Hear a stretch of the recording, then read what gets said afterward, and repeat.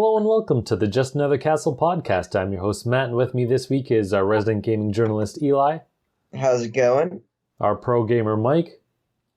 Ohio. And our retro aficionado, Unoclay. Here's a real high-class bout. And begin! Nice. Yeah, Cuphead. How you guys doing? Shut up. Good, we got everyone. Doing good, man. Now, you're getting those Cuphead vibes back, man. I can't wait for that DLC to be part of it. Yep. Waiting for that, dude. It's gonna be great. The DLC for Cuphead. I don't even think I know what you're talking about. They're gonna release the Mug Girl and a few new bosses / world in the future. They said, but it was confirmed. But the Cup Girl is gonna be like kind of like a Funky Kong thing, easier kind of thing. So. Oh, okay. Yeah. She'll have like 3 hearts or something like that. Okay. Well, awesome. Hi, guys. Sorry I've been missing all the podcasts all the weeks. Did I miss anything? Pokemon came out. You guys probably hate that game, right? You missed the best game ever. Actually, so no, we shat a little bit on Pokemon, but I think generally we're like good with it. We've made our peace, or at least I made my peace. Yeah, it was like the perfect balance of like not terrible and not great kind of thing, you know, Clay. We took our digs. We also, we're all like, oh my god, Pokemon, Clay's missing out. No, before I forget, I need to give a shout out to the guy I mentioned to you guys before the podcast. I was on a plane and I forget your name, man. I think you said your name was Vin. And he said he might tune into our show, and I said I'd mention his review of Pokemon Sword or Shield, I'm not sure which, and he said he was a little bit underwhelmed. Only 5 hours in at the time, I think he said, or something like that. But anyway, shout out and leave us a comment on your platform of choice, and we'll send you nothing. How long after the game came out did he give you his thoughts? I believe he said he'd been playing it for about a day, and he said he was a lifelong Pokemon player. I said, oh yeah, I have some friends. Sounds like a fake fan. 5 hours in one day. I beat the game. I beat the game in 2.5 days. Put in 24 hours. So unless you're putting in 10 hours a day, you're a fake fan, really. You're calling our right. listener a fake fan. That's terrible. Yeah, I mean, I've seen Eli's card. He's like, hey, Pokemon fan. I'm like, wow, it does say 10 hours average per day. It's an official card. I'm telling you. Clay, it was sad. I came on the podcast and I'm like, well, I got my game a day late, but I should be up to speed or whatever. And they're like, yeah, we already beat it and did all this other crap. I'm like, I got to the 3rd gym. Oh my god. The good news is if I fail out of law school, I'll now know how to sue Nintendo. Eli's real plan commences. That's his backup plan. plan. The long game here. Yeah. We really like Nintendo new listeners. No, truly, we really do. But we want to sue them. The end. Oh man. Cool. Well, I'm glad I missed all that because you guys know I know nothing about Pokemons or Pokemon. Oh, you may not have missed it, depending on how this podcast goes. I'm going back to Australia. So stay tuned in Australian man where I will leave time codes, possibly if I discuss it. But anyway, getting on to something else that happened this week. Sometimes it's funny because I'll be like, well, I don't know if I should postpone a podcast. I don't know if there's really anything happening. And then they'll like drop a direct or whatever, like the day before. I'm like, well, okay, I guess I got something. So, yesterday they said there's an indie direct coming. So it came today and I just watched it like an hour ago.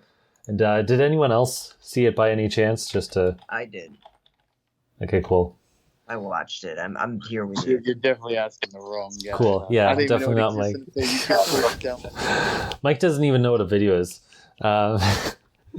Okay. So they had an indie direct today. What did you think of it, Eli? I don't know. I thought it was like normal.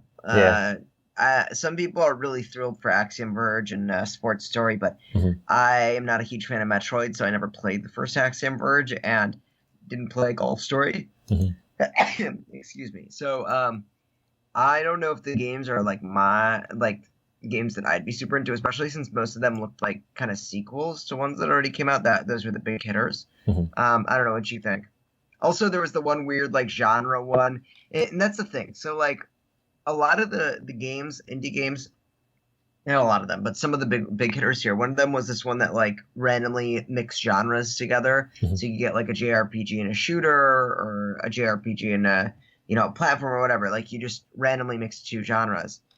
And then apparently my camera's on. Glad you could all see my face.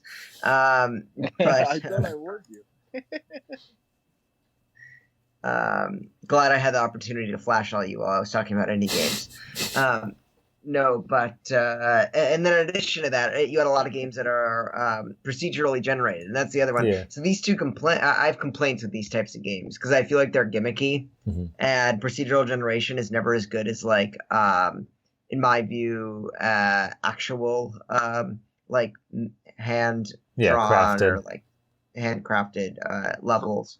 Perhaps you're not familiar with a little game called Enter the Gungeon. I'll leave it there. Yeah. Or Binding of Isaac. I knew it was coming. I know. He's like set me up. I'm like, okay, except for the greatest game possibly of all time, but you know. Yeah, but I also don't think roguelikes are a good genre. So boom, bam, how does bam? You're killing Clay. Yeah, no, but see, I like games that respect my time. Thank you very much. No. Damn, yo, Eli's destroying you today, man. No wonder why you two are never on the same cast. He survived Australia, but will he survive his first podcast back? The real land down under. Hey. Go on.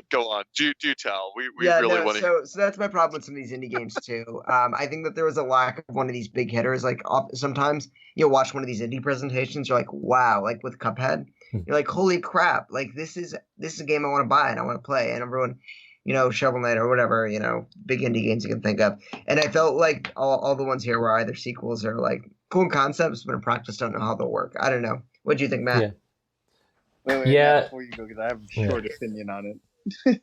All right. All right. I wanted to say there was one indie game that looked kind of cool. It was like a bird skateboarding game. I don't know if anybody saw it. Yeah. It doesn't have a date, but I was like, hey, I'd play that. But like, I get what Eli's saying in the sense where it's not; these aren't games that he expects to sit down and actually enjoy like he did for Shovel Knight or like a series. He's like, I'm gonna put my time. I'm actually looking forward to it. And same thing, like the Golf Story 2 or whatever they're calling it, Sports Story. Like, they look cool, they look fun, but it just never really jumped out to me. Honestly, I think the best indie game anyone can get on the Switch right now, that's not, like the big ones like Shovel Knight or Cuphead, is Super Lucky's Tale. Like, I played it last year, and I know it came out for the Switch, last month or something like that, or a few weeks ago.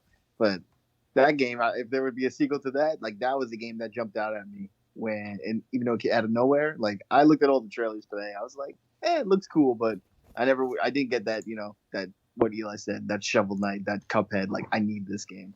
Mm-hmm. Yeah, honestly, I feel the same. Like, there's like some that look, sometimes you'll see trailers and you'll be like, that looks neat or could be fun, but it's not something you're like dying to play or really care all that much. You're like, that'd be cool if maybe I had no time, or not no time. If I had free time and I like was looking for something maybe, but yeah, none of these come out as like, I can't wait for this. Where usually the other ones, there's like at least one or two.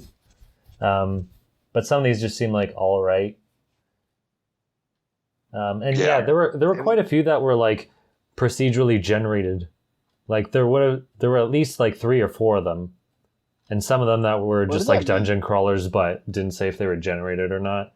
So that was weird to see. Are you saying that there's a software that just, like, let's just say it's a Mario Maker generator, right? Like, it would be like, the level auto creates itself for every new area you go into. Is that what you guys mean by that? Yeah. Yeah. Or that's okay. Yeah, because like and like in spite of what I said like before about like say Binding of Isaac or Gungeon, which are roguelike, and they have like randomly generated, somewhat randomly generated levels. There are certainly, absolutely, I don't want to step on Eli's point, because it's such a hot genre like of game right now, that there are definitely good and there are definitely bad ones, and there are definitely like worthwhile ones and worth not. And that's why we're here for you people. We're here to review them and tell you. So these are just impressions. Maybe we'll play these eventually, but I mean, like that one. The one that stuck out to me, I believe it is procedurally generated or not. It's the one that's like a mashup game. What's it called? The Mashup Dungeon, or what is it called? Where it mixes genres? Game Super Mash? Or whatever? Yeah. Super Mash, yeah. So is that one procedurally generated, or is it just taking two concepts and gluing them together when you press start? Let me check. I would have written it down. It wasn't like quite clear to me watching it, and that game stuck out to me as the most interesting thing. Will I buy it is a different question, but I was like, it's a cool idea if it works and it's fun, once it comes out. I mean, it sounds funny at the very least, like the idea of like, okay, take any two genres, press go, and see what it spits out, And I was trying to figure out, well, are they like kind of preset mixes that, it'll generate, or is it really going to like mix up a stew of somewhat auto-generated Eli hates this kind of nonsense, or whatever, Yeah, they didn't specifically say procedurally, which is like a bunch of them did. They just say generates a game by mixing two. And then some of the genres, if you press pause on it, are platformer, JRPG, stealth, shoot 'em up, action adventure, and Metroidvania. Right. So it's hard to say like what that's going to be. And I was like, if that's going to be procedurally generated and it's got so much content, it's going to be less likely it's good in the end. It might be too much to like really be good. But that one stuck out to me especially when you guys were saying about like, auto-generated like kind of gaming. I was thinking, yeah, that one was the one I was puzzled by. I was like, it sounds cool, but will it be horrible? You know what I mean? Like, at the very least, it will be a novelty. It will be a novelty, yeah. Because like a shoot 'em up Metroidvania, or I don't know, a lot of these kind of fit well together. Yeah. I'd like to see them mix it. I'm guessing, I would hope that's not all of them, because like platformer, JRPG, stealth, action adventure, even Metroidvania kind of like fit together well. So maybe if they have like a rhythm game or a puzzle game of some sort. It's a very ambitious concept. Yeah. I mean, doesn't come out till like 7-8 months from now. So there's plenty of time. Yeah, no, I think Eli, your point is like really very common these days. A lot of people are getting sick of it and are like, look, give me designed games that are made well. And that's a really valid point. It's hard to say because it's definitely the direct result of the big hits in the genre. Like Binding of Isaac was a true phenomenon. Things like that, really set the world on fire. And now, a lot of people, a lot of dev studios are like, hey, we can do that too. We can basically create the underpinnings of a game and let our program do the work for us, and that is a troubling thing, if you're going to end up with a lot of crappy games, it's like, who wants that? So it's hard to say, but what else, Matt, you were saying like, so you were underwhelmed. Were there any games you're actually going to buy? Realistically, I don't think so. Yeah. Liberated kind of looks neat, but it's also like heavily dependent on if the story's any good. Like it reminds me of The Fall, where you have like this 2.5D perspective. And there's a story going around, and there's some shooting elements. There's some other like light elements. So that might be interesting, but again, depends on the story. Which one is Liberated? Remind me what it looked like, or what was the content of it? So you remember the game The Fall? Of course. The only two people who have played that game. It seems kind of like that, where it's like it has story elements, and then there's like a 2.5D perspective where you have like some shooting elements and some other like swimming and other stuff in it. It's the one with like comic book panels. I'll have to go look at it again. I watched the whole direct, but I did not go back to it since watching it live because I was like you guys, a little.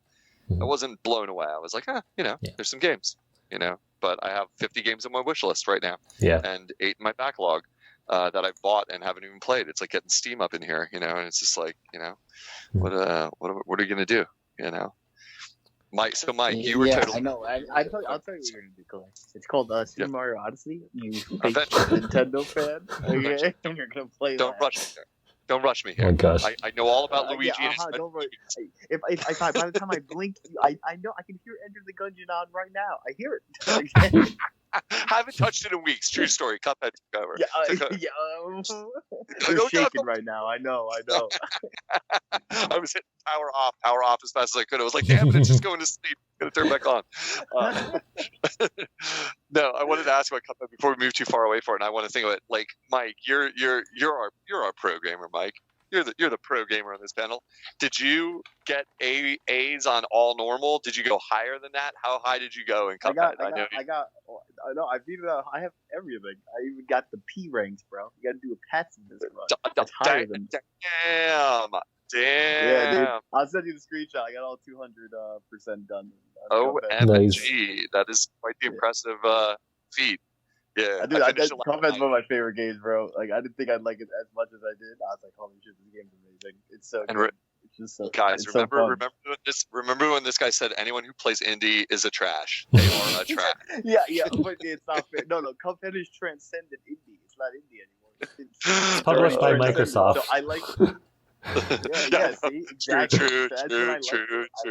True. Yeah, you love Microsoft. I was like, Cuphead seems pretty good, and because Xbox bought it. When I was looking at that, I was falling asleep looking at it. I was like, but yeah, if you for all the platform levels, you have in the ones where no bosses. You have to do I think I know. Are you going to tell me a spoiler? Like, no. I was going to say if you want the P rank, you legitimately have to dodge and like not get hit kind of thing. Like that's how you get. It automatically transcends it, and there'll be a P on your flag when you beat the level. Instead of like a flag being raised, there'll be a golden P on it. There's a guy in the game that gives you a hint about it, so I knew that was probably a thing you had to do, which was try to do a platformer without ever using your gun, because he says in the third level, there's a guy that says a true gamer or something like that would be a pacifist, a platforming pacifist. He says, or something to that effect.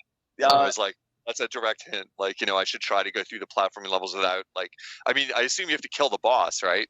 Like, you can't. No, there's no bosses in platform levels. Oh, okay, okay. But if you honestly, the setup I used was I used the red gun, the one with no range. Yeah, the little spanning. And I use the smoke dash. If you're looking for like a setup that works best for you, that's the one I used all throughout the entire game. There is a boss at the end of the one platform level though. I'm thinking the one you kind of climb up and then you climb across like platforms. Yeah, you have to get over him.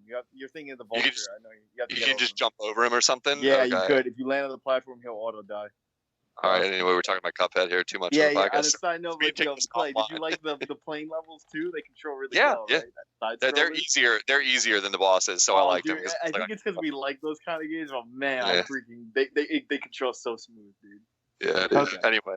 Yeah. So I've been playing Cuphead. Yeah, but Mike, as everyone can hear, Mike, I knew Mike had some achievement you'd mentioned on the show one time, and like that's insane because I just finished it on normal last night, and I have A's on almost every level, but I got to go back and clean up a few. Mm-hmm. But then it's like I haven't even tried expert yet because I'm gonna cry. I'm gonna be like, oh my god. No, you'll be fine. I'm telling you. I didn't feel different. Wait, you finished Cuphead, right? I did, yeah. Yeah, like you did you get all S rank too, and I'm the big baby here, or what? Like, no, not a chance. Mike laughs evilly. He's like, "Oh." I was just picturing Clay, like we have all our heads, and it's like Clay getting a little diaper and he's a big baby, or like a little pacifier on his head. I'm sad. I was all proud I finished it. Even I was like, "Oh, I finished it. I'm so good at video games. Oh, I'm such a great video gamer." Last night, now you're like, "Yeah." You're like, "Yo, I beat Dark Souls. Who else could beat that?" And I'm like, "Well, reviewers beat it." That's what I hate when people say that. Or did they, Mike? Did they really? Yeah, exactly. Okay, they're like, yeah, I beat it. Played the first level, watched it, someone else beat it. And I was like, I beat it. Fair and square. Yeah, not yet. That's on pause. I had to put that on pause for a few weeks. It's such a long game. It's like, and it's so brutal. I was like, needed a little Cuphead timeout for the plane. Trust me, that timeout's a true technique. I mean, my brother passed it along to me, but just. I walked away from games, then came back and I'm like, wow, I was terrible back then. Then you beat something immediately. Well, this is more like news or an observation, and I think I use my Switch on planes a little bit more than you guys, but this is an observation, and Matt, I want to hand it back to you to like run the podcast here. I'm just kind of taking over the conversation here. Like no, for real. Like, but I noticed some games definitely draw more power from your Switch because you can observe it when you're flying and you can't plug into something. Like on a lot of American airplanes don't have chargers yet, and Dark Souls is one of those games. It like sucks power, and maybe I don't know a lot about like the underhood, like how it works under the hood with the game, but it is definably noticeable that like if I play Dark Souls unplugged on docked, like in handheld mode for like 2 hours, 2.5 hours, my Switch is like dead. It's like, screaming like battery. The 4 hour like limit. Yeah, exactly. Like if I play another game that is like somehow less on the power draw, like Cuphead is not. It maybe doesn't load as often, maybe it doesn't save as often, maybe all those kind of things do take power, and have to access the CPU more often. And Dark Souls is just a much more enormous game in every way, like in terms of like code and so that must be it. So that was part of it too. I was like, I can't play Dark Souls on the plane. I'm going to drain all my batteries. Right now with the new Switch, the Switch version 2 or whatever you want to call it, like maybe that resolves some of that problem and all that, or maybe that's the reason why they pushed out, this better battery Switch or something. Maybe. Yeah, I don't know. But I noticed it, so it was a good reason to take a break. I was like, I can't do this, so I'm not going to have a game to play pretty soon. I'm going to be sitting here in the dark on this airplane. I'm going to have to read a book. Oh gosh. Are you guys going to upgrade to the new Switch or no? Nah. All right. I don't play it portably enough. I think I'm going to, like, I because of that battery issue. I think I'm gonna. Sucker. I was gonna say it sounds like. I mean, you guys don't have like special edition ones. It's not like like, oh man, I'm giving up my gold Switch, or I have the Labo one. Like you guys got regular Switches, so it transfers just as easy as the 3DS when I did it. So I just don't see a point in spending the money just for like a couple hours more. You want to give them the news update I had passed along to you? You want to explain that thing? So apparently, wait. On a side note, I have a giant battery pack. So that's usually what I use. I have like smart. Yeah, I bought one too. I can't believe I forgot about that. I was thinking like old school Nintendo things. You're like can't use anything non-Nintendo on it. But yeah, I forgot it has a USB-C. You can Clay. There you go. You can just get an external battery, man. You'll be good. Well, I'll let Matt handle the news and I'll comment on it. What I'm thinking about. Sure. Unoclay passed this along to me. Apparently, GameStop is offering a $175 trade-in value for the Switch, so you can upgrade your Switch to the one with the better battery for $150. And apparently that goes until Christmas. So the difference is 6.5 hours for the original one and 9 for the new one for max battery life. Yeah, it's a pretty big difference. I 4 to 6 hours for the Switch. Huh. Yeah. Max 6. Yeah, they never tell you the right number, right? It's always it always depends on the game. I assume it's 4. Yeah, I assume it's 4. Yeah, but again, it does depend on the game. I've noticed that when I play Astral Chain, I'm like, why is my game like destroyed versus like when I play like Final Fantasy 9 or something. Mm-hmm. Yeah. Yeah, Astral Chain's probably heavy duty. It probably lifts a lot, of power or whatever, because it's so visually intense or whatever. Yeah. I was thinking about the battery pack thing too. My reasoning is this: I hear you. The big battery pack is a great solution. I kind of hate having to carry those things around. Very first world problem. And like a good battery pack that like the Nintendo licensed one that like is like $80 even on Amazon, I think. So there's that. It still doesn't justify it. Part of it, honestly, for me, like this is all rationalizing because I think I just want it a little bit. But I have a launch day Switch. I put heavy use onto it. It's the Joy-Cons are a little wonky, even though like I use that spray container stuff on them, and they detach a little bit from the console itself. The one of them does, especially. It kind of unclick. The new Switch is supposedly kind of fix that. So I'm rationalizing a lot of reasons like why I should get the new one, and like that trade-in is a good trade-in. Like that's like $175 trade-in credit, and so you're looking at about $150. Like on top, like to get your taxes and out the door price, or whatever. But it's also that I'm replacing a piece of hardware I've used a lot. you know, Yeah. and now And you're getting new Joy-Cons, technically. Yeah. You know, those are $80 in itself. I'm getting exactly. I'm freshening up the whole thing, like before anything goes wrong with it. You know, where it's like Sounds like you're Nintendo's perfect consumer, just buying up everything. Yeah. Just buy a new one. Wait, with this deal, do you have to give in your Joy-Con though, or just the Switch? You have to hand in your Switch complete. So the answer would be yes. I mean, they're not going to know if you give them other Joy-Cons that are like other gray Joy-Cons, I guess. You know what I mean? But like, give them the worst one. No, I thought it was like, because I'm like, the Switch is technically just the system. You know what I'm saying? You should do something far more rational and buy every single amiibo. Take it from Eli. He's a man of rationality. Nicely played, Amiibo boy. Yeah, but Clay, are you going to be upset when the Nintendo Super Switch comes out, or whatever they want to call it, the Switch Pro? I mean, if they dropped it in the next month, but they're not gonna, because Christmas is over. So it's like, at least I'll have a year. You know what I mean? Okay, Like, I thought you would be upset. You know, come June, and they're like, "Well, here's the big Switch." Okay, I probably, you're right. I probably will be a little bit like salty with myself. I'll be like, I'm an idiot. I fell for it. You know what I mean? Like, yeah, it's all good. I mean, you know, like it's a deal. It's part of it is like the gray one. They never give a good trade-in value for. It's always like gray is like 125, and the blue and red are like 150 or more. And no like, way. I can't. That is bull. Yeah. Hey, I mean, what are you asking for when you walk into the store? Do you want the gray? I only bought the gray because it was all they had. I want the gray now. The gray looks way better. I had the red and blue. Ugly. It's not even like it's ugly, dude. See, I think most people want the red and blue, period. So that's why, because they just know they can sell it easier. You know, it's like, well, you know, it's colors, man. You know. Yeah, colors. I mean, I got my limited edition Splatoon colored, like the garish pink and green ones on there right now. It does not. So you're good. You know, it does not look pretty. You know, it's like insane looking, but it's like whatever. You know, it's like that. You gotta get those. The Dragon Quest ones are the best one. That royal blue. That's a good color of them. I don't think I saw those ones because I hate Dragon Quest. That's all right. Well, they have their own special Switch, so they got a whole special edition and everything. Sweet. So yeah, that's it. I don't know. I'm thinking about it. I need to check eBay and see what I could flip my Switch for directly. But the problem is you can't do the system transfer. Well, then you so don't I get keep the going. trade-in though. Yeah. I know, but I could just I could sell it for possibly more on eBay. I got to figure out the fees and all that stuff. You know what I mean? It's like it's one of those things with the hardware. If you sell something on eBay and it goes wrong, then you have to deal with the person on the other end. If it gets broken in the mail or something like that. I sell a lot of stuff on eBay, but I'm a little hesitant to do it with a Switch. Where I'm like, oh, I'm going to hear it if it gets there and it's broken. They are not going to be happy. You know, it's not like it's going to be a problem. So, you know, anyways, all right, Matthew. Okay. So I guess to end off the other conversation. The indies might have been mixed, but I think part of that is, I think a lot in part to the Game Awards are also happening this week.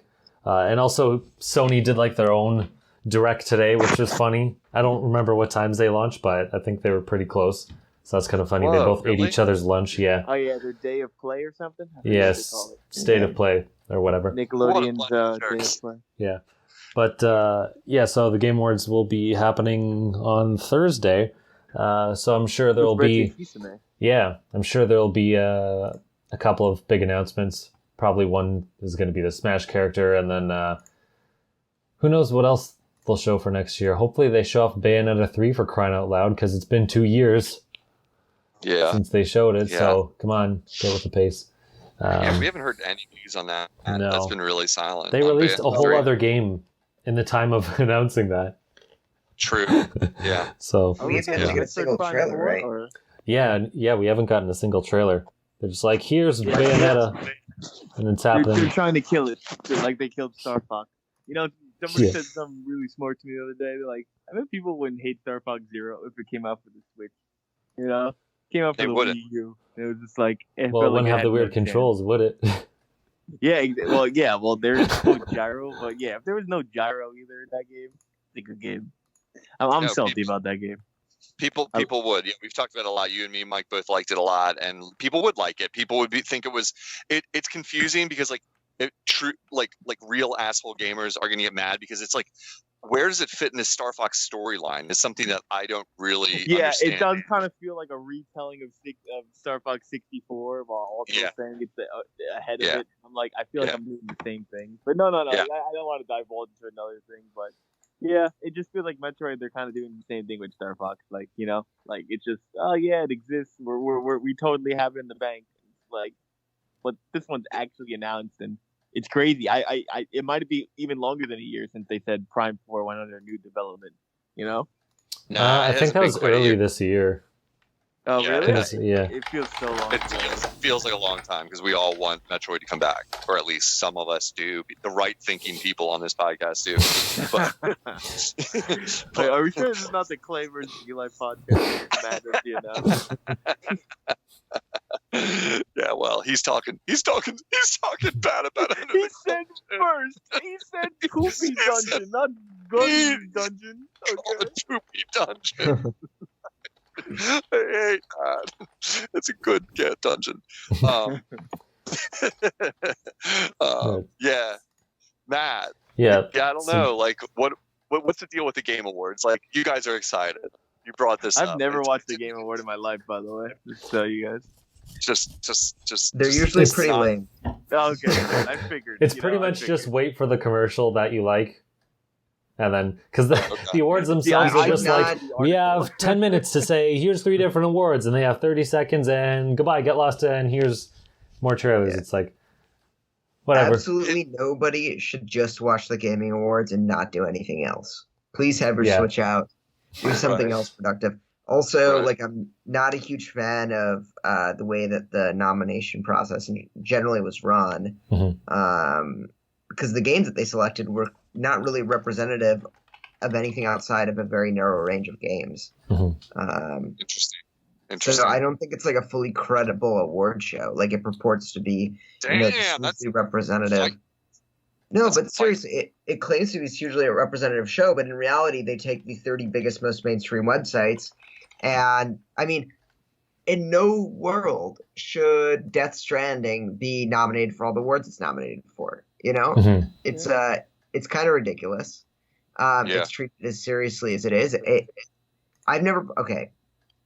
Now I have to give the disclaimer: I haven't played Death Stranding, so maybe it's a terrific game, but it clearly is not a universally acclaimed game. It clearly has a lot of division in it in Metacritic.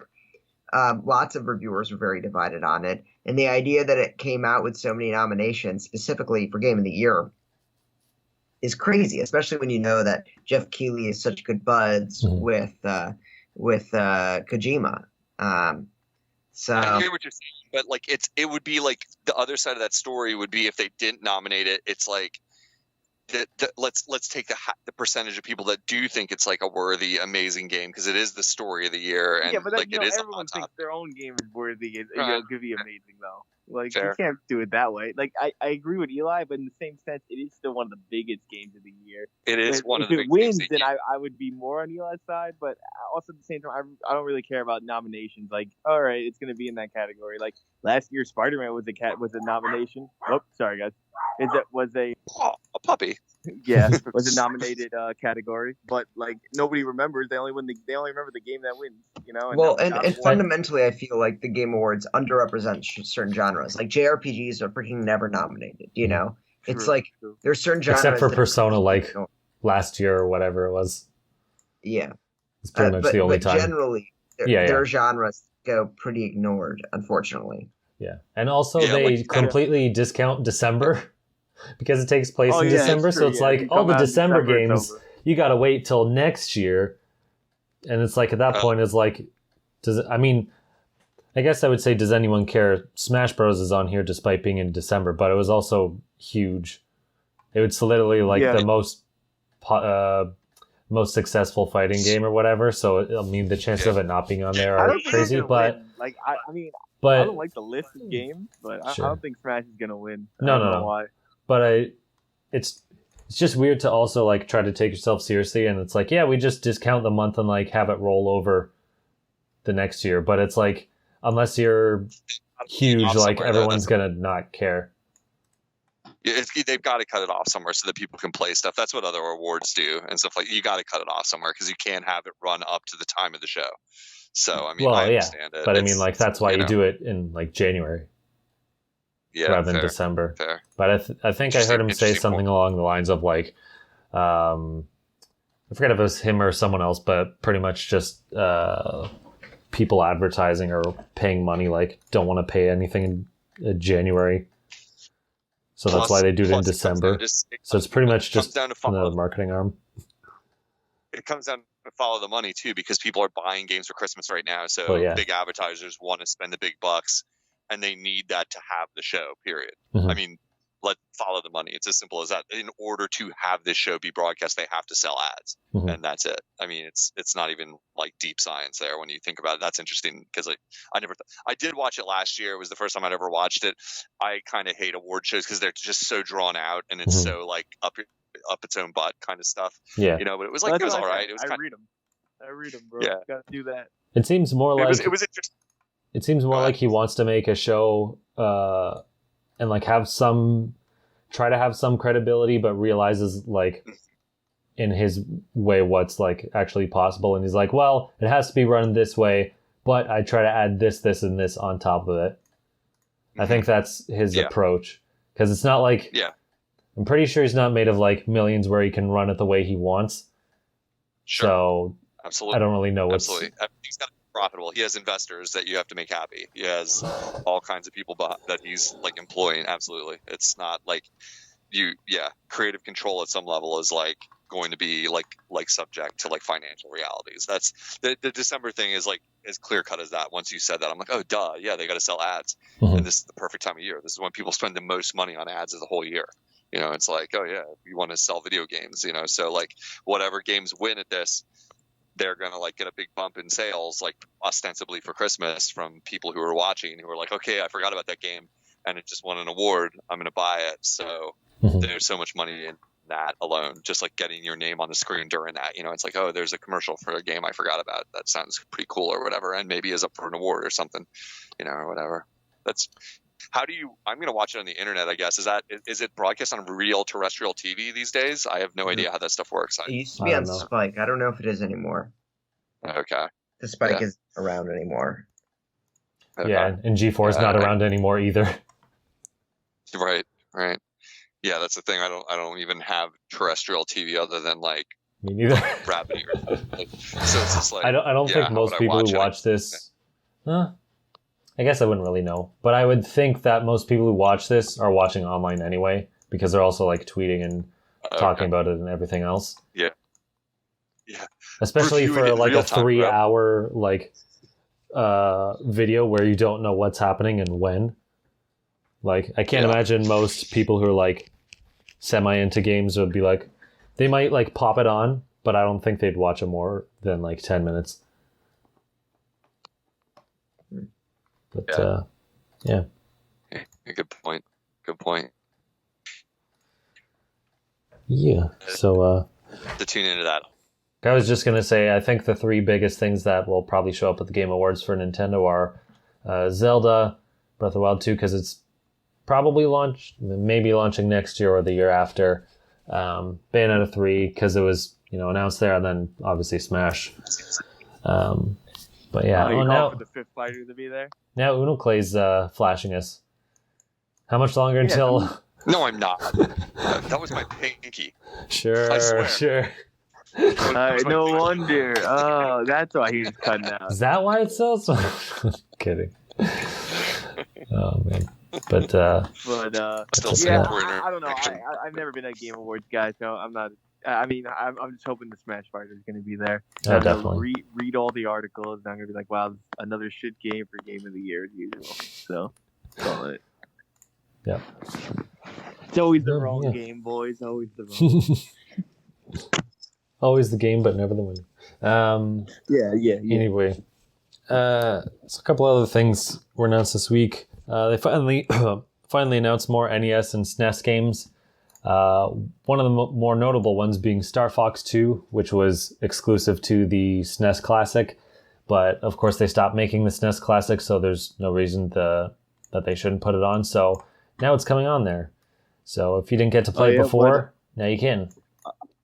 Yes, I have. I have played Star Fox 2, and I'm like, man, I I don't know. I don't like Star Fox and SNES. You know. Fair enough. Unoclay, have you played Journey to Silius? Unoclay's at, well, Shody joined back in, but I guess not. Yo, man, actually, I have some news. Rumor has it that for it. Production of the Smash Brothers GameCube controller are going to go back in January. So those are very hard to find now. Where'd you hear that? I saw it on Twitter, and if you check the Nintendo UK store, you could see pre-orders are up for the GameCube controller. So, yeah, but I think right now it's only UK. So. Okay. I hope obviously I hope that comes for here. But yeah, I still haven't got a Super Nintendo Switch controller or some new Smash one. I kind of need a new GameCube controller. Mm-hmm. So it'd be nice if they do one of these things or actually make more than the 5 they do. Oh gosh, yeah. Yeah, they that doesn't surprise me because like since they're going to keep making more characters, you're just going to have more and more people continually playing it, so they should have I guess they just did a trial run for the Wii U because they didn't think people were going to buy it. But since the Switch is successful, they should just keep selling it like indefinitely. Because I can't believe that there's no way that people wouldn't be buying it, or at least not enough that you can continue it in some fashion. Mm-hmm. I get it. They have that deal with Power A, and they have that wireless GameCube controller and all that. Mm-hmm. But like, some people don't want that, and I think the build quality is way different too. Like, it's not really ran by Nintendo; it's just licensed by Nintendo. Yeah, Yeah, I think that's unrelated. So it's just like I look at that, like I'll go to a store and they're like, "We have this," and I'm like, "I didn't ask for crap. I asked for GameCube." And they're like, "Oh, what about this one?" They just show me a different color of the same thing, and I just walk out. But yeah, so I'm hoping Nintendo actually makes more products. Apparently, it's very hard too to get those GameCube adapters. I think they're only gonna make controllers, but I don't know, man. I would like to have one or the other. Like I like my 8-bit do. I know you have yours as well for the Super Nintendo thing, but I do want I actually wanted a $30 one that was licensed by Nintendo and made by them. It'd be nice to actually buy a product and support the company rather than I got to get this third-party lookalike one because they don't make them, all right? Or I missed my opportunity. I'm not spending $100 on eBay for a $30 item. Yeah, that's insane. Or $80 at like a convention. Yeah, or whatever. I'm like, you do? And they're like, yeah, here it is, $80. And I'm like, this feels pre-used as well. Oh, you know it. But we cleaned it to the best ability. And I'm like, we put a fresh sticker on it. Yeah, we like to call it broken in. We like to say it's broken in. I'm like, I don't want. I'm like, if you breathe, if you had any breath, any of your oxygen touch that controller, it's already devalued, and you're charging me more. And you're like, no, and then he puts his hand in Doritos and shakes my hand, and I'm like, freaking gamer. No. Okay. Doritos and shit. Oh my gosh. Don't be hating on people who eat Doritos and shake your hand. Not like I ever did it or anything. All right, yeah. I don't talk to Mountain Dew Clay over here. All right? You gotta watch out for him. Oh man, you're making me thirsty. Oh god. Ew, I had unrelated. What was it? Mountain Dew Baja Blast. It was gross. It tasted like dish soap. Well, Baja Blast is a Taco Bell special, dude. It's gross. No wonder it's a Taco Bell special. Their food gives you diarrhea and their drinks. How dare you Canadian evilman. Actually, I don't mind Taco Bell, but I haven't really had much. I prefer KFC with those two. Here's more news actually from your boy. Shovel Knight King of Cards came out yesterday, and Shovel Knight Smash Bros. Or whatever they call it. Shovel Smash or Shovel Battle Royale. Showdown. Yeah, that came out yesterday. So if you guys are looking to play some more of your free games, free update, check it out. It means I gotta boot up my Wii U though, and that's just too much effort. That's like I can't. Like I'm done with it. I mean, it's plugged in and I could turn it on, but I'm done with it. I'll let you know. Man, I wish I could play it. I told you guys something's wrong with my 3DS and it won't update. Like Shovel Knight is stuck with Plague Knight, and that's it. That's all I got. And I heard that going under. You could buy a new 2DS XL. And, boom. I heard Showdown, the multiplayer fighting game of Shovel Knight isn't coming to the 3DS anyway, so it's just the King Knight DLC. Well, I still wanted to play the last one. Sure, I still yeah. play that. So I'd let you know. Spectre of Torment. That one was pretty good. I like that one. yeah, I only got the first DLC, whichever the one is, the guy with the long nose. The Plague Knight. Yeah. That's the only one I That one got to play. Yeah. I'm a little bummed. I can't figure out what's wrong with my 3DS, so I guess I don't get to play it because I'm not going to buy the game again just to play the DLC. So it's a bummer, but first world problems. Yeah, you know. Wait, so you're like, you won't. like Hold on a second. I can't let this slide. You're like, I would like to play it, but I don't really want to pay again. Says Mister, I'm going to spend $150 to get a couple hours more of battery life rather than spend 20 on a battery pack and just tape it to the back of the thing. You don't get it, man. He goes on a plane. He needs that battery. I need that battery, bro. I need that battery, bro. Get a battery pack and glue it on. You're just gonna USB backpack, Clay, you lazy bum. Right? Oh my gosh, man. I can't do it. I already carry so much crap on a plane. You have no idea. We have to embarrass you more. You have to put it in a fanny pack. Yeah. Oh my god. That's a funny side note there. We won't get too deep into this, but in all other countries, many other countries in America, the word fanny means something completely different than what you think it means. Go ahead and Google it later. But like, yeah, saying fanny pack sounds really dirty when you're in, like, say, Australia. So you call it. That's why. What's the other word for it? What do people call it? Like a pouch, a waist pouch. Yeah, because you don't want to say fanny because people are like, dude. Does it mean something other than butt? Because I've only heard fanny mean butt. I believe it. Does it mean the vaginal area? If I'm not mistaken. Whoa! This is a Nintendo podcast, sir. Okay. Hey, it's a medical term. You're like, I don't want to say it, but I'm also going to say it wrong. I'm so I don't even know what it that means, if I ever run for office, people will find this. Yeah, podcast.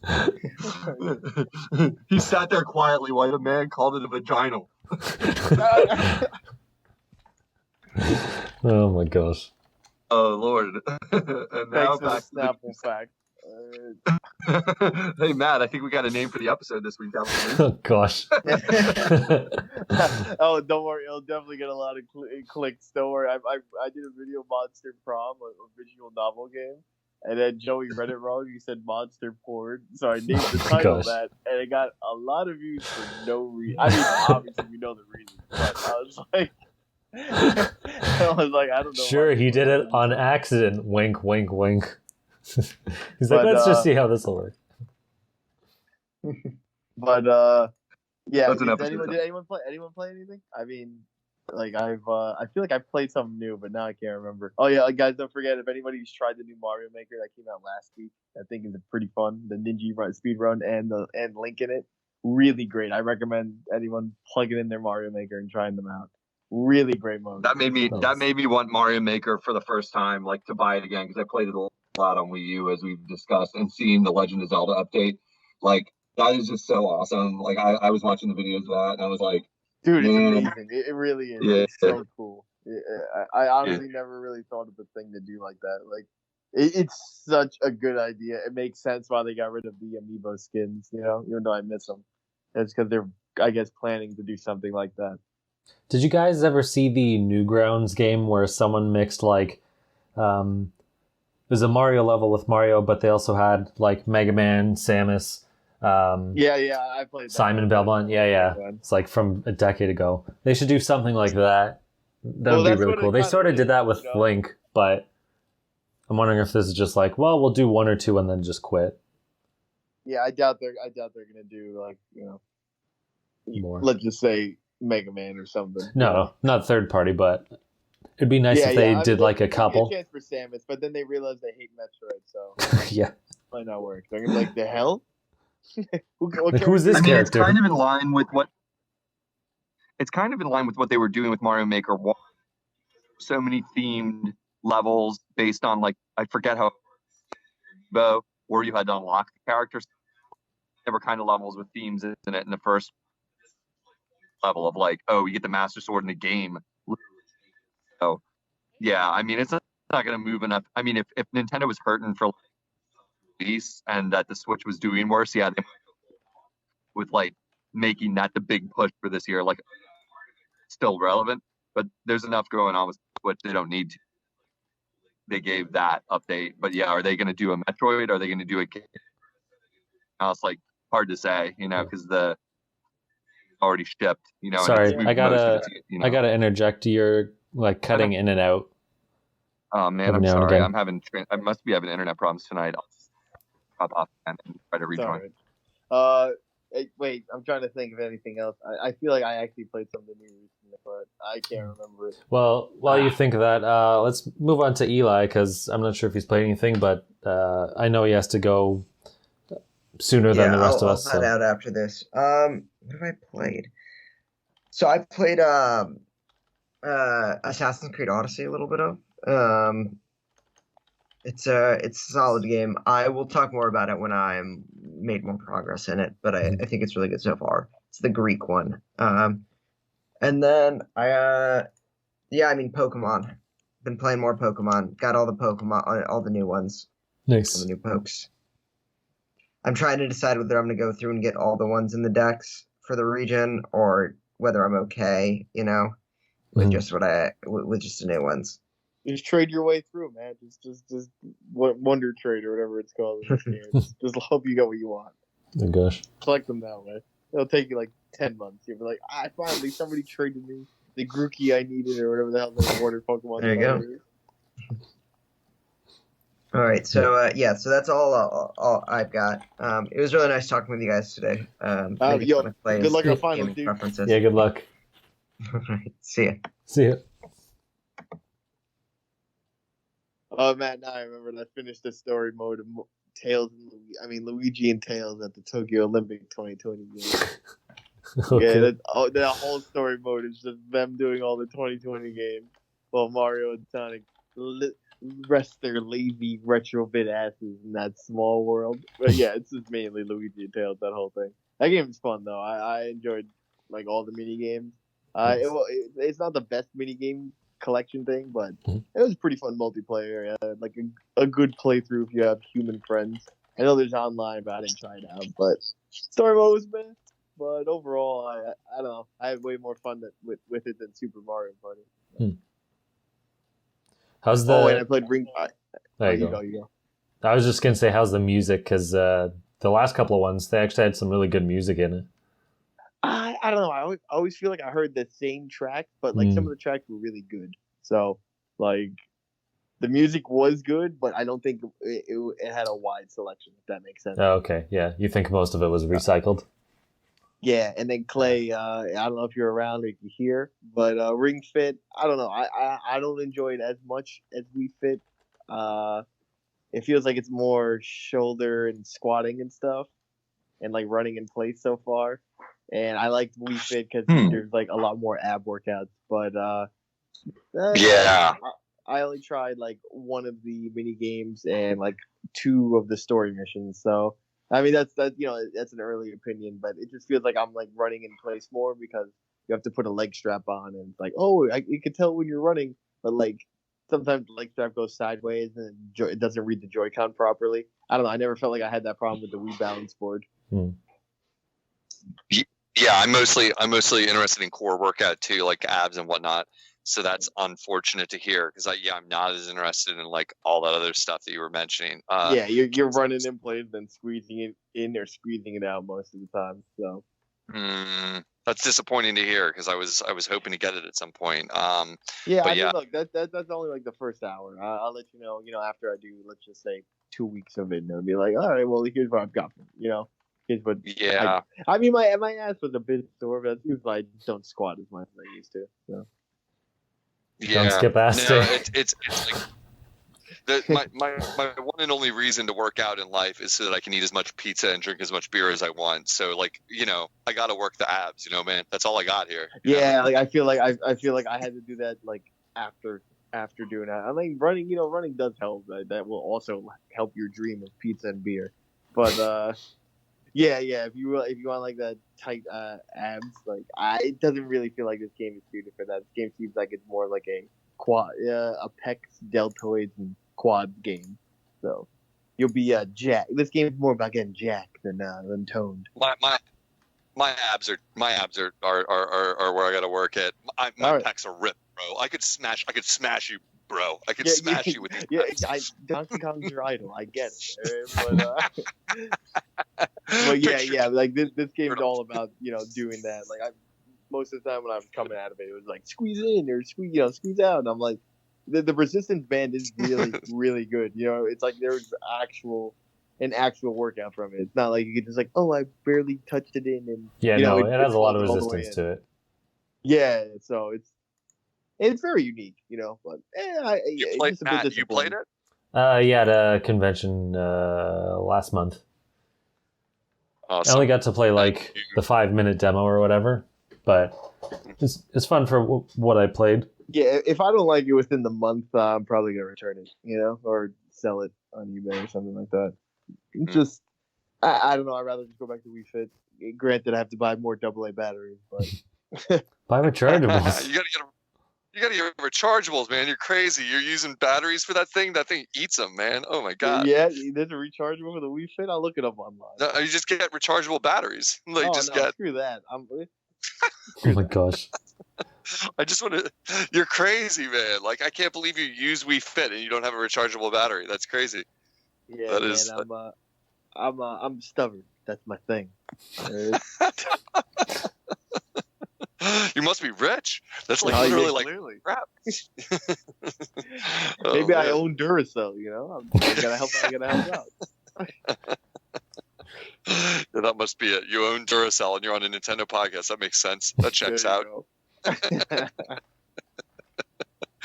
Oh Lord, that's unfortunate. Yeah, it's on my list of things, and then sort of like it definitely slipped a little bit when I started thinking about getting the new Switch upgraded model. Like definitely kind of took precedence in my mind, and I kind of forgot about the Ring Fit till you guys were reminding me or whatever. But yeah, I don't know. Put it down. I put it pretty low on your list. Like I'd rather. I just bought that Wii Fit U, the egg thing that comes with it.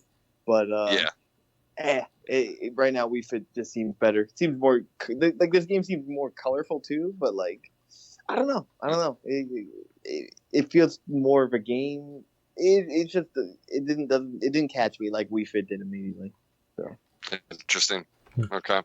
All right. Well, that's an honest review, so I'll take it. I got to think about it then. Like, I'd like to try a demo of it somewhere. That's like, and I haven't seen that opportunity in my life, so I guess I'll hang in there and hope for that to somehow happen, or see it somewhere else or whatever. So, all right. I mean, you could always buy it and then just return it. That is a legitimate thing. I wonder if, I guess. Can you really return it though? Know. Yeah, you're able to return things. I don't know how it works in Canada, but if you buy something, you have within 7 days, to actually return something. I mean, like I've heard of returning things, just not after you open them. Oh yeah, no, I've returned things after I opened them. Oh yeah, especially something like this where it's like, I don't know, you could probably get sweat on it. Yeah, Matt, maybe not that's so much thing in America. No, it's definitely an American thing. I don't do it very often, but it's like Mike is not wrong that is a thing, so to speak. Like people do it all the time. Like UCC or I don't remember the exact law term, but yeah, you have within usually 7 days to actually return some of that here in the US, and some places do that for full refund or 30 days, and you just get credit from the store. Yeah. But yeah, because like sometimes you get shit packaging because we don't take care of things, and you're like, oh, I just bought this, and it's just like, wow, this doesn't work. Like, what are you gonna do with it? Be like, well, we're not returning it. You broke it. It's like, no, they got to take it back because you just got it. I'll tell this story real quick. Here's an example of how crazy it is in America. I might have told this on the show before, but stop if you heard this one. But I was at Home Depot, returning something that was legitimate. It was like I bought too many cans of like something, and I just was returning. They weren't opened or anything like that. I was just getting my money back. It was, and they do that. It's like that doesn't. It's not shady. They're just gonna put it back on the shelf. But like, there's a guy in front of me. We get to the front of the line, and I see what he puts on the counter. It's a box of dead house plants.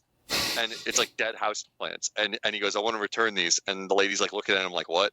And he's like, yeah, they're dead. And she just starts to do it. And I couldn't take it. Like justice needed to be served. I felt like a Tony Stark meets Captain America. I stepped up to the counter. I said, "You can't return dead house plants. That's insane." And the lady looks at him, and she looks at me, and she goes, "That's true. You can't return dead house plants." And he just looks at me, and I thought he was going to get really angry, and he just walks away. Like just leaves the box. Class act. Just leaves the box sitting there on the desk in front of her.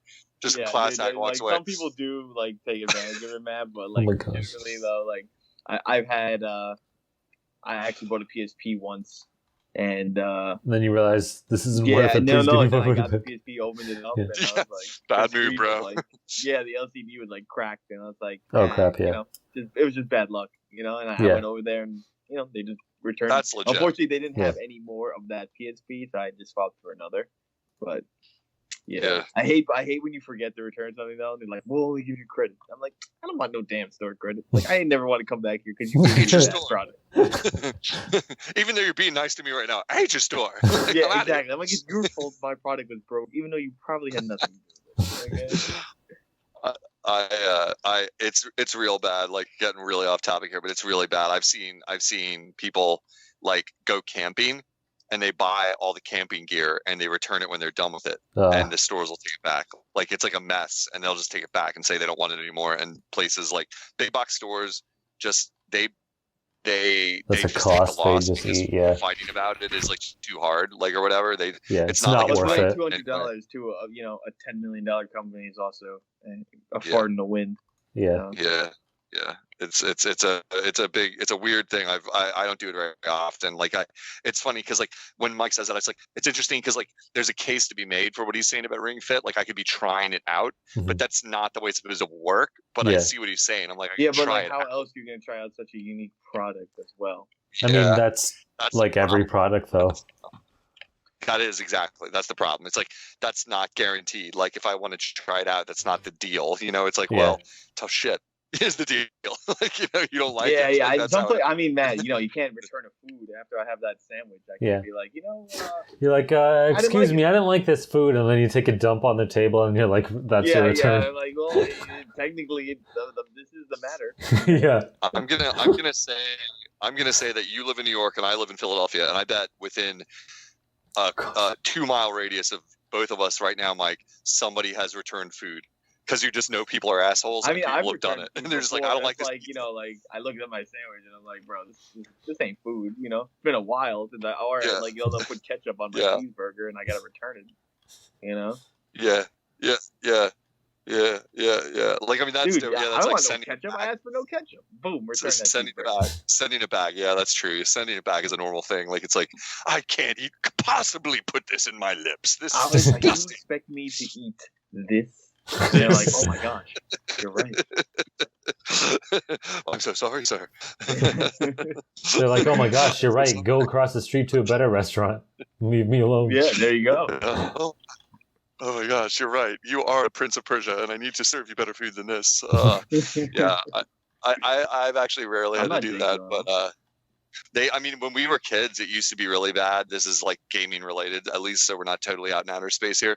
But when we were kids, when copy protection on computers was really, really poor, like early Apples and stuff like that, you could straight up just copy the discs if you had a copy program.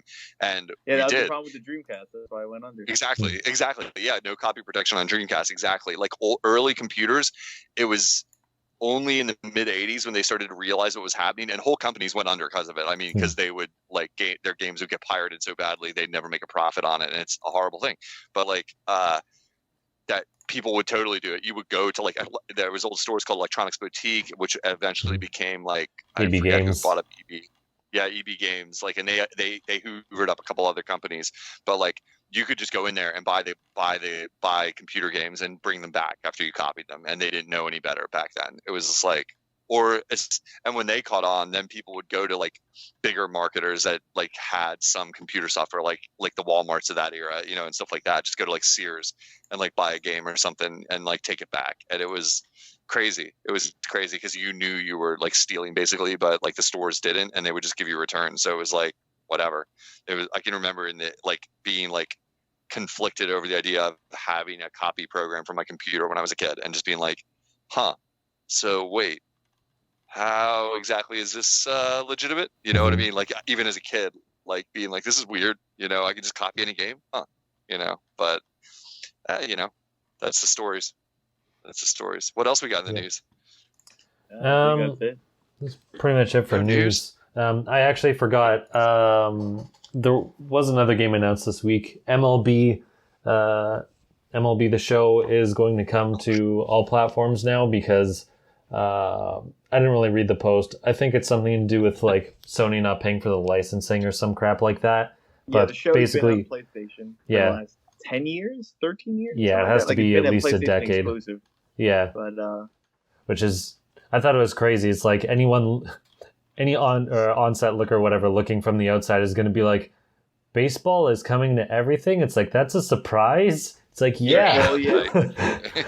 Like in football, there was only one football game, or there were two until people bought till EA bought for the show though. Like I know people who legitimately do that because really?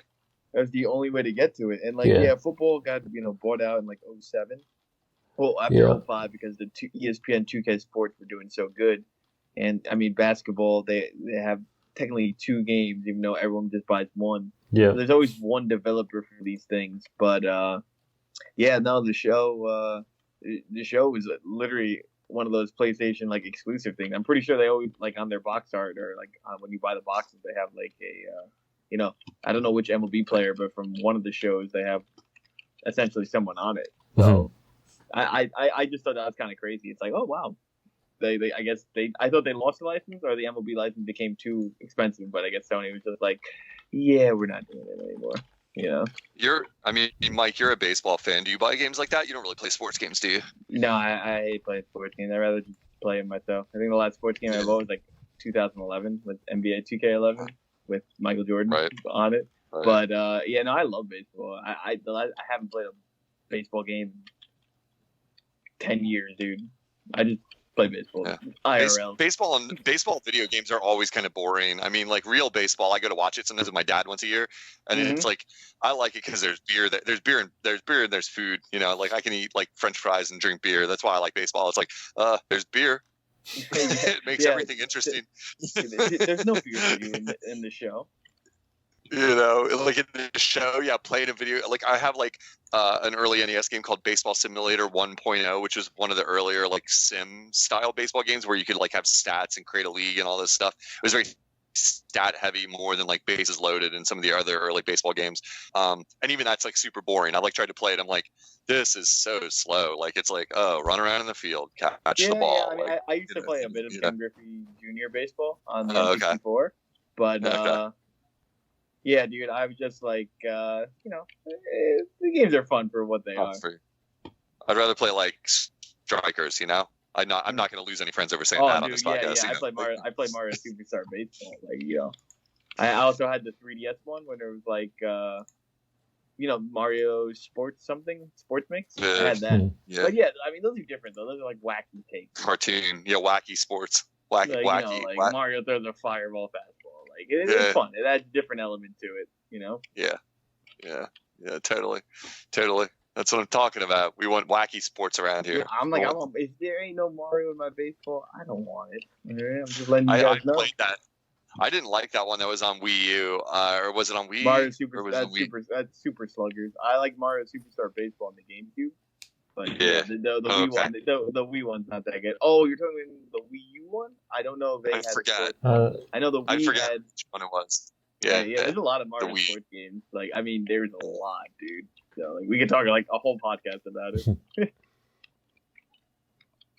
All right, boys. Yeah, I was just reading up on that, and it's confusing. Right. I don't really get it. Like, MLB itself was saying, "Oh, MLB and PlayStation announced a multi-year, multi-platform deal." It's like, how does that benefit? Well, I don't know. That's just weird, because like clearly they've liked having an exclusive for so long. So why now make it everywhere? But maybe I guess there's some dispute. Maybe they weren't making enough sales or wanted more. Who knows? I think it's weird, but maybe it's a Minecraft situation where it's like, you know what, it's better to have it everywhere and we'll get more money rather than make it from exclusives. I guess it depends how the deal breaks down. But true that. Scroll up to the thing. That money, man. Yep. Also, Sony seems pretty stingy on a lot of their things. Like, I mean, think about it. They let Crash and Spyro go, etc. You know? I guess they have enough exclusives. Got to do that one game. Oh, I played Sunset Overdrive finally. Nice. I know we're gonna end it, but that game was great, dude. It was actually really good. Nice. You have one to play. I know you're an Insomniac guy too, Matt. So. Mm-hmm. If you play it's on PC, so I can. I do have a way of playing it now, but I almost never touch my PC. So. Yeah. But Matt, if you play it, you're gonna be like, okay, so that's how they made Spider-Man. You know what I mean? Like it's really like from last year's Spider-Man, you can see a lot of the influence. Yeah. And the main character is the same voice. So. Oh, neat. Yeah. So I was wondering like how he got that role. I guess like he already had a existing relationship with the two. Yeah, nice. I guess the only other thing I was gonna say was I didn't beat Pokemon the last time because I only just started it. But I beat it this week or a couple of days ago or whatever. I don't remember when did I write this. A week ago. I think it's okay. It's definitely not the best. Honestly, the 3DS ones I think are better. There's more exploration in the 3DS ones, like the routes. It's easier to say what this game is rather than what it isn't. I don't know, this one's too linear. There aren't really a lot of diverging paths. The whole map is just up. The caves are also small, and there's almost no water to surf on, except for a few locations. Yeah, your bike does the surfing too. Yeah. Which is unfortunate because there's Pokemon there too. It would have been nice to control one or something. Not even including the decks, those things, missing exploration and what I put. The towns are small. A couple of times you revisit the same location to be go back to this place for the gym, and one town is this is a cool looking town. All there is the gym and 3 houses and one person. It's and the designs I'm not wrong. Yeah, not wrong, dude. The designs, there's some good ones, but I think it's mixed. I don't think there's any that are bad, but I think it's good and meh, which is I think unfortunate. For me, like I said, I just think the world building is really good. The towns looked cool. Yeah, they were pretty shallow though. You know what I'm saying? There was nothing beyond them. It was just wow, this town's pretty cool. It looks great. But yeah, I don't know, dude. I do wish that it had just a bit more exploring. I feel like all the exploring is meant to be done in the wild area. But I like I said, I like the gym leaders. I felt there was some difficulty for 2 of them, and I like the way the towns look, the design of them, and I love the music. So I think those were able to carry me enough to really enjoy the game. Yeah, but you're more hardcore than me in Pokemon, so yeah.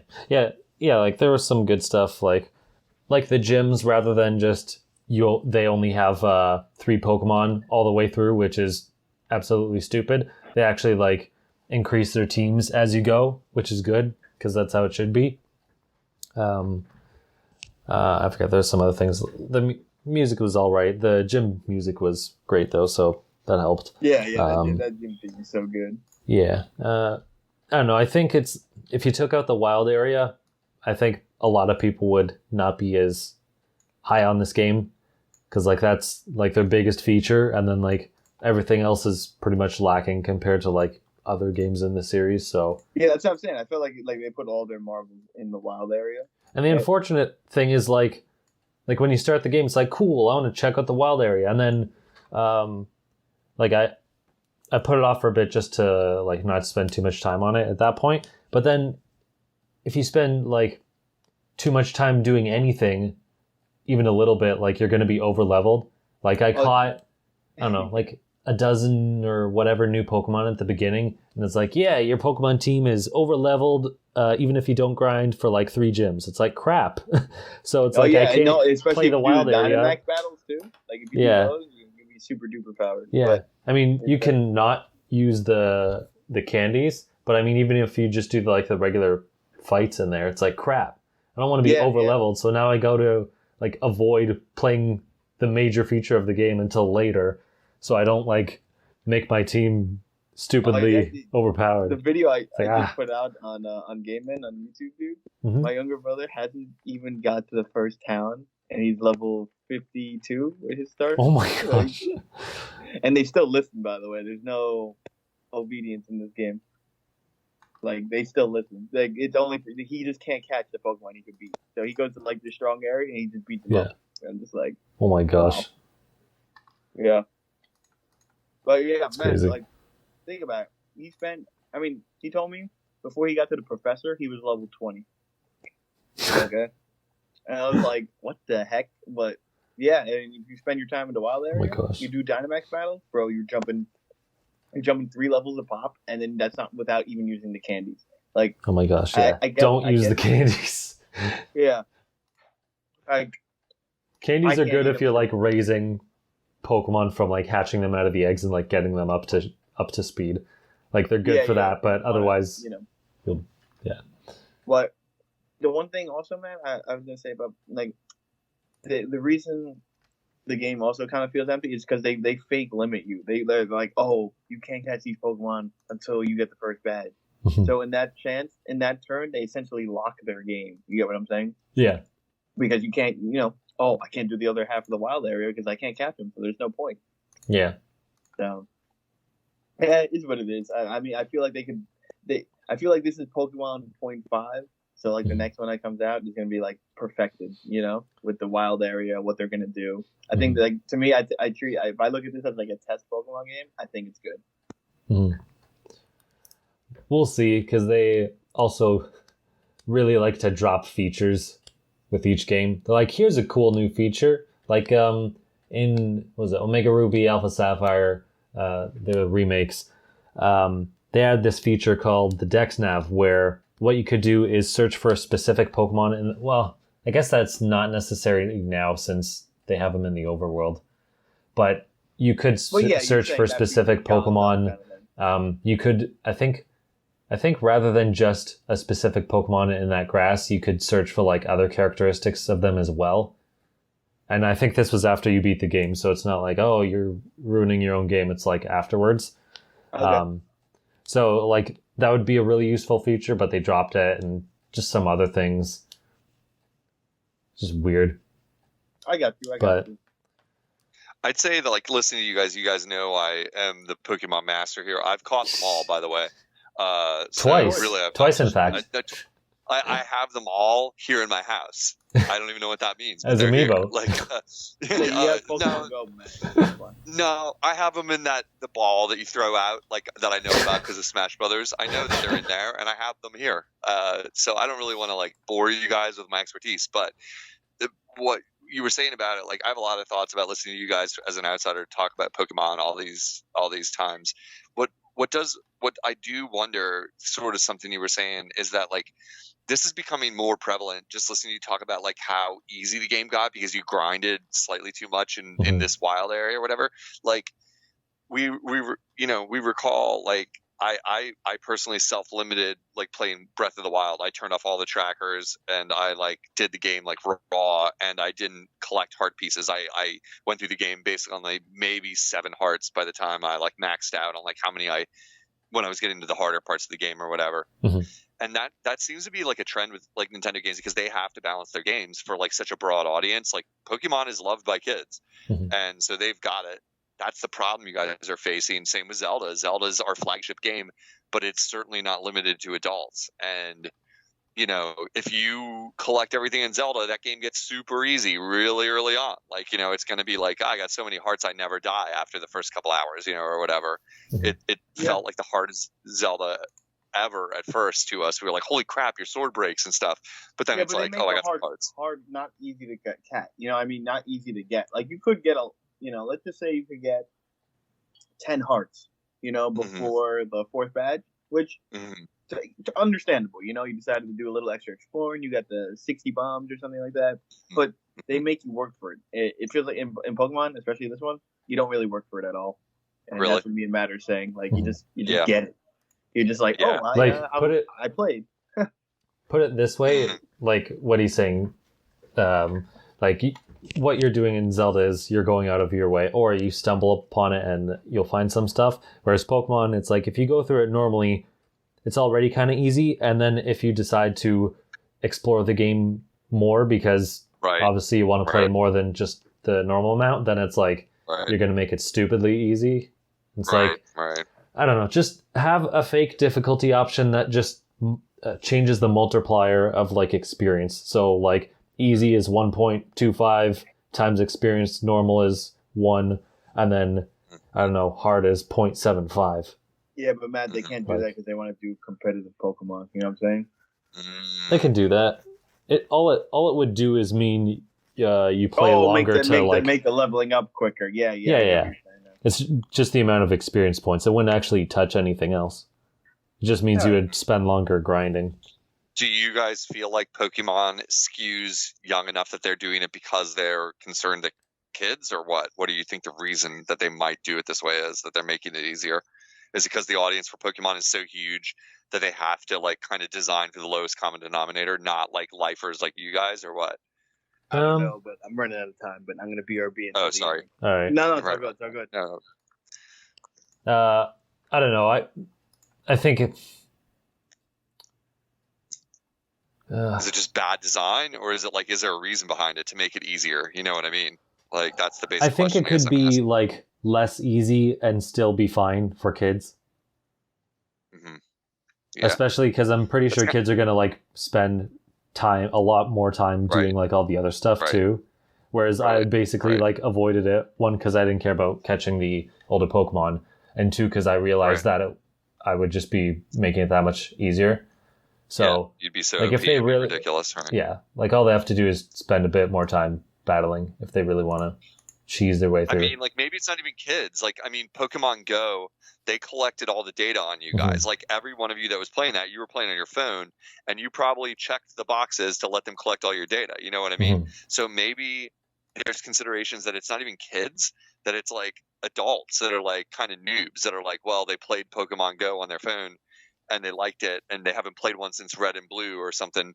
And so they have to like they're worried, and they're like, we have to make this game accessible to like casuals, not even just kids, you know, like it's got to be like really like a casual who's only going to put like 10 hours into this game has got to be able to progress, or they're going to hate it and never play another Pokemon game. You know, that kind of problem. Yeah. I don't know. I just would be curious why, when this game has how many sequels, like how many years is Pokemon going? It's over 20 years, right? Like, or it's close to 20 years. You know, it's like why they would put out a super easy version now is the question that comes to mind when I listen to you guys. And it's like, well, there's got to be a reason. Why would they design it for like babies? Well, you know, like you're saying, or whatever. Let's Go, I think I heard, was really easy. So that's, I'm sure I agree with you. It's probably like Let's Go and Go that they're like, well, let's dial it back a little. Yeah. Or maybe they just didn't really like plan. But yeah, who knows? Yeah, I don't know. Yeah. But Mike's got to get out of here, so we should probably what? Should we talk a lot more about? Absolutely no. We'll get on with. I guess we'll get going for this week. You can hold on to Cuphead for. We'll probably do one next week because I'm sure there will be something at the Game Awards worth talking about. So Unoclay just rejoined. Hold on to your Cuphead thoughts for next week, where I'm sure we'll talk about definitely something in Nintendo or Nintendo related is going to come at the Game Awards. It's just a matter of what and how much. So yeah, you can find me at the Mango Viking on Facebook, Twitter, and YouTube. And Mike, where can people find you? Not on this podcast, apparently, even though I'm staring right at his face on this icon. You can find him at GAMEMEN on YouTube. Yeah, it does. It's not what it sounds like. GAMEMEN. Yes. Let's say it slower. I'm gonna say it even slower. GAMEMEN. Not like what you thought it said. Google the other thing, and you're gonna have a really weird YouTube experience. Gosh. Or I should say an unexpected YouTube experience, not weird. Or maybe weird. Who knows? It's YouTube. And Unoclay, where can people find you? I haven't been doing a lot to do with gaming on the internet, but if you want to check out my Twitter account, my Switch ID is there, and you can always send me a friend request. So I'm Unoclay_Switch on the tweets, and my profile has my Switch ID in it. So send me a friend request. I like playing Smash Brothers against people who are schlubs and mediocre like me. Cool. There you go. So wherever listening, you can find us at Just Another Castle on pretty much every platform on the internet. Hit us up with your questions or interest if you want to be a guest at Just Another Castle or me directly at the Mango Viking. So until next time, leave luck to the heavens and leave gaming to Nintendo. Well, Cuphead gambled with the devil.